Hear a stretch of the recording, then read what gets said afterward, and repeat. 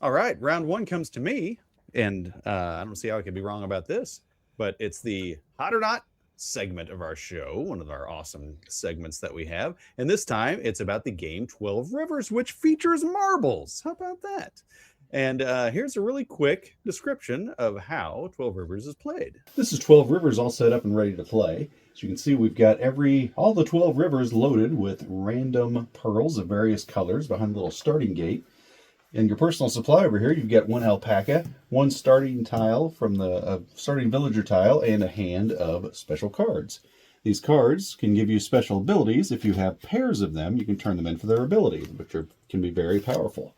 On your turn to start the game, you're going to be placing one of your tribe tokens that are set up in turn order anywhere on the board that you can afford to place it. As you can see down here, it costs 0 to put a tribe token down here, because when the pearls all come down here, if anything is left over, that's what you're going to get down there. You have no choice, whatever is there. You can do anything from there all the way up to the very top, which is going to cost you 3 of those aforementioned powerful cards. 3 random cards that you want to turn in will get you up there. So they're currency in the game, and they're also special abilities in the game. After that, it's an opponent's turn to place a token. They might choose to go here, which would get them a special ability. It gives them a magic token to use at any time in the game. And then you would go again and place one somewhere, and so forth, until everyone has all of their tokens placed. After everyone has their tokens placed, we will release the pearls into the rivers. And then they are all resolved from top to bottom, left to right. So this one would go first, and that person would get their blue pearl and place it on their alpaca. And then everybody will end up getting whatever pearls they get throughout the round, and they will all be placed on their alpaca. Once everybody has gathered all their pearls at the same simultaneous time, we all get to place them wherever we can on our villagers. You can see I have 2 blue pearls, and I have no blue pearl spots on my villager. In order to ever score these pearls, you must get them to a villager before the end of the game. And they all score according to their rarity, with white being the most rare and green being the least rare. Other things that you can do on your turn or when you're placing your tribe tokens, is place down here to get another villager card. Because after everybody's done collecting their pearls, you will also go in turn order down here, depending on how you place them, and so choose whatever villager card that you want. They will give you cards. They will give you places to put pearls to score later, and they will also give you scoring bonuses, sometimes for all your cards, sometimes just for that card. However, you can score pearls on your alpaca if you're the first one to get 3 purple pearls, 4 pink, and so on. As soon as you meet that requirement, you grab that, and that's worth 4 points at the end of the game, which is a pretty big deal in this game. At the end of 5 rounds, whoever has the most points is the winner of 12 Rivers. All right, John, thank you, that's John, the for first that. time in history you're getting points for the intro. It was so good. Your teach was so good. What? Thank you. Wow, that's awesome. I'm probably going to need it because I'm wrong, so I'll probably not Good get thing many I'm points not for the it. judge. That's all I gotta say. But I feel like there's sucking up going on here. maybe. And I'm not sure why there's a car wreck going on, but Because of you talking. someone lost their marbles, I guess. But in any event, 12 Rivers. Yes, tell us about it. Well, here's the deal with 12 Rivers. Andy and I both saw this at Gen Con. It was on my list of games to go see, and I did buy it at Gen Con. It was not on Andy's, but he went and was a good sport and tried it anyway. But 12 Rivers was not what I expected when I started playing it. I was thinking it was going to be, you got all these marbles at the top, that you're supposed to be fishing out of the rivers. They represent different types of pearls or what have you. And I'm thinking it's going to be some kind of a chaotic thing. You release all these marbles. Oh my gosh, where are they going to go? Which ones did I get? How am I going to? No, this is a strictly strategic game. You know where the marbles are going to go. You know what river they're going to go down. It's the decisions that you're going to make as far as, what powers am I going to use? How much am I going to invest in trying to get that one that I know I need? Or am I going to bide my time, see if it's going to come out later? There's a lot of little decisions to make in this. It's not the random happenstance game that it looks like it's going to be. And I think that's going to make it a lot more popular than it is. And it's hot for me every time. Well, I'll hold this in a abatement here because I don't think I've played it with Andy. But every time I played it with somebody, I think everybody's pretty much enjoyed it. A lot of times we play it, people don't realize what kind of a game it is. And they're like, oh, now that I know what kind of a game it is, let's play it again. And so it's one of those where you can just turn around and play it a couple times in a row. It's hot for me, and there you go. It's not your typical random marble game. The marbles are in it. The marbles serve a purpose, but that purpose is not random rolling everywhere, and you don't know where they're going to go. So That's what I got on 12 Rivers. What do you guys think?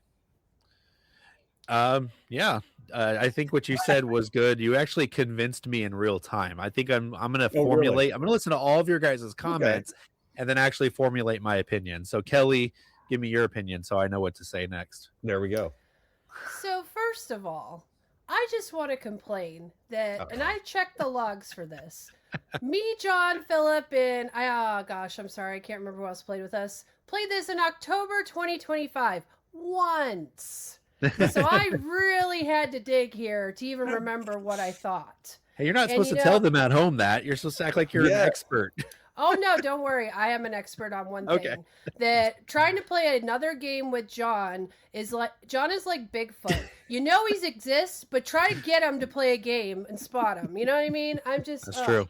I digress. Accurate. He goes into hibernation.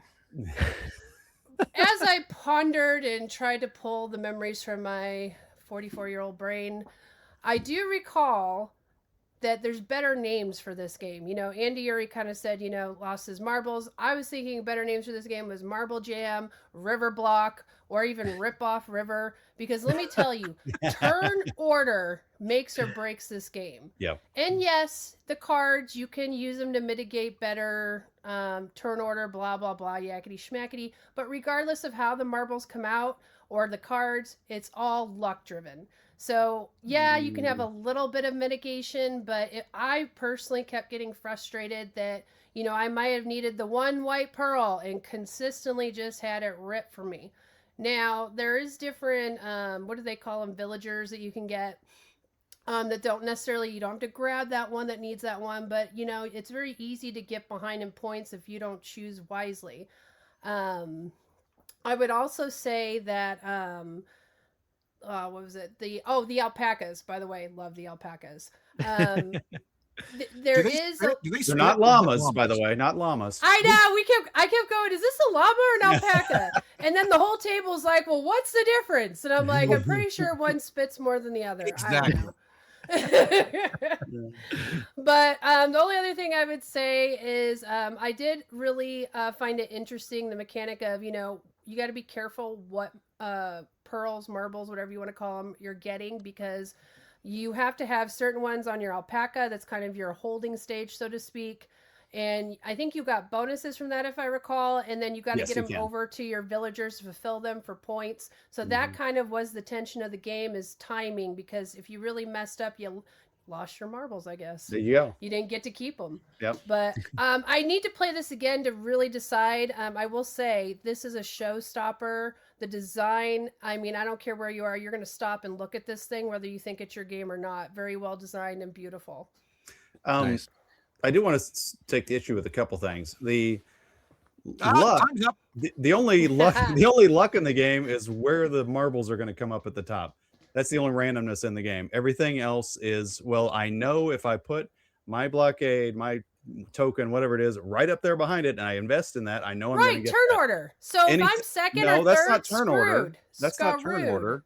That's not turn order. Because you'll block me. That's what happened. You'll block it. Not if you go all the way to the top. You have to invest and go all the way up the top. Yeah, because you need a lot of cards to do that. So if you don't have the cards, you can't do that. So it's really about the card collection and mitigation.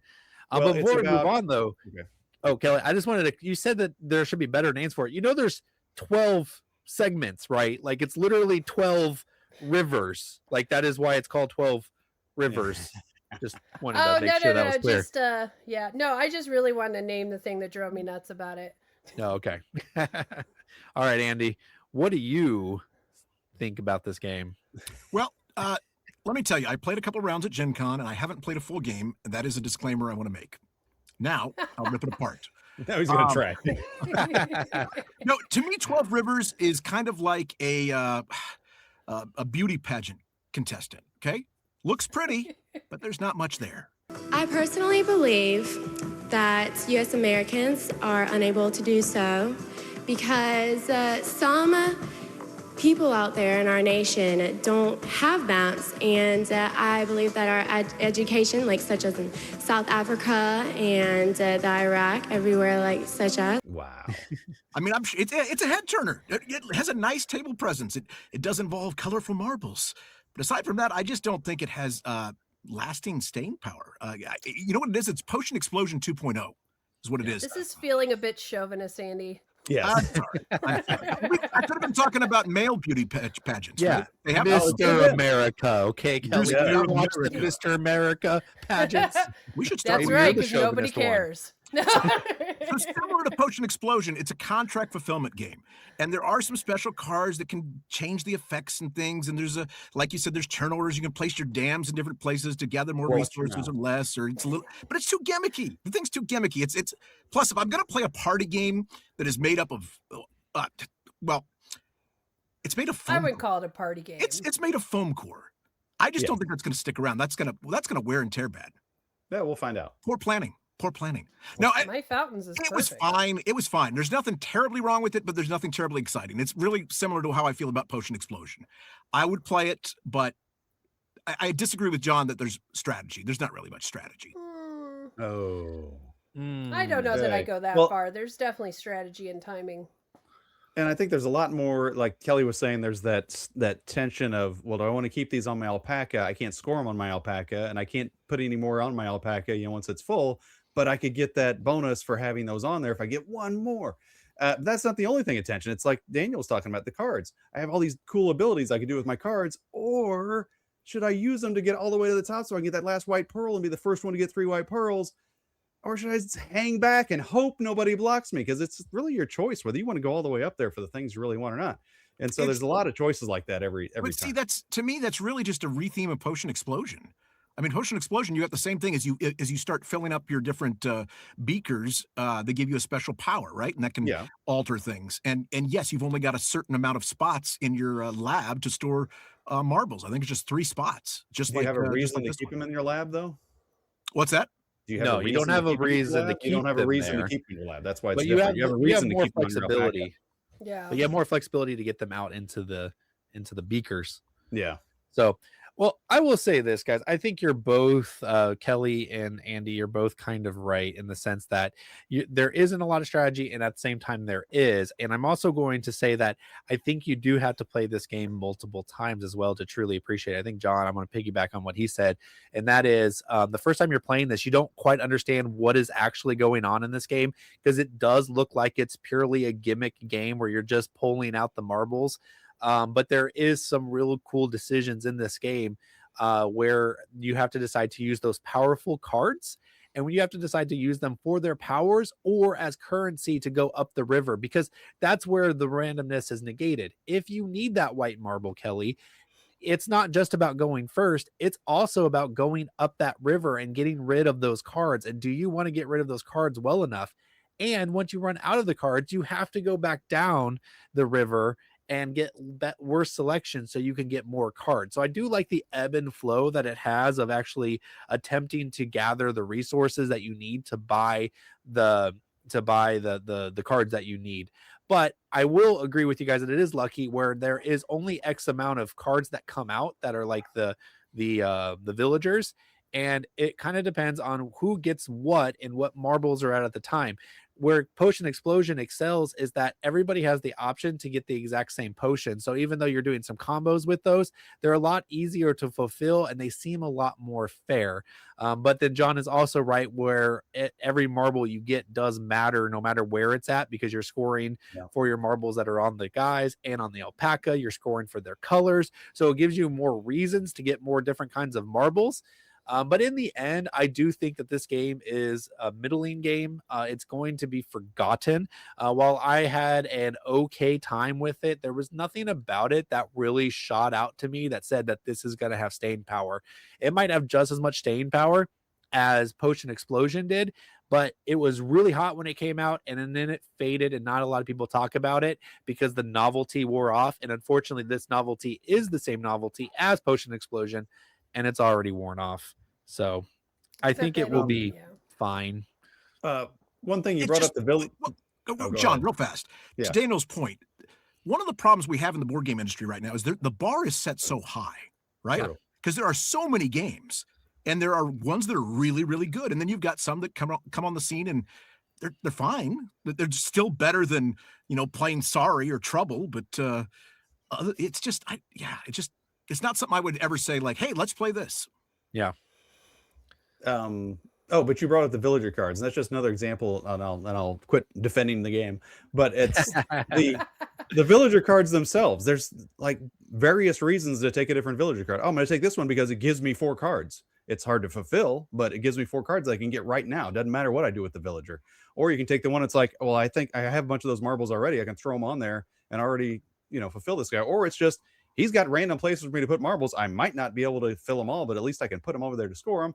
Or this guy gives me a scoring thing for all the rest of my marbles, so just having it lets you score all these other ones. So there's so many different things to think about just by taking one villager. There's like 5 different things to think about. So I don't know. I think, and the funny thing is, like I was saying at the beginning, that's not the kind of game I thought this was going to be. I thought this was going to be a lot more happenstance, fun, eating popcorn, cozy, kind of a game. What does that even mean? It turned out to be a completely different kind of game for me, but I still like it. So yeah, John went hardcore in our game. I think didn't you win and got like triple the points of us because you were like. I think that was Red Brian actually. Didn't you? Was it? Did you? Were you in that play with Red Brian? No, I wasn't in that. John, I'll give you an out, okay? And that is that there are some games that are challenging for some people, and maybe this is one that's challenging for you. Now, I do want to play it again. He's so good at putting people down with a compliment. I do want to play it again, though. I agree with Daniel. I don't know that I got much of a fair shake of it because I just got the one learning game. So, maybe I'll just have to pin John down and get it played again. There you go. Yeah, I think this is a game where if you purchased it, I think you'll be happy with it because you kind of knew what you were getting into. And I think that is the kind of game you probably want. But if you were on the fence about this game, I don't know. I'm not sure if it's going to win you over, or if you do pull the trigger, play it like 5 times before you make the decision on it, because there's probably more there than at first glance. That's my warning and my, I guess, takeaway. Well, I'm curious what our viewers out there think, our listeners. No one's played it. Okay. Let us know. Or they forgot about it a year ago. If you've heard of it, played it, or want to play it, let us know in the comments below.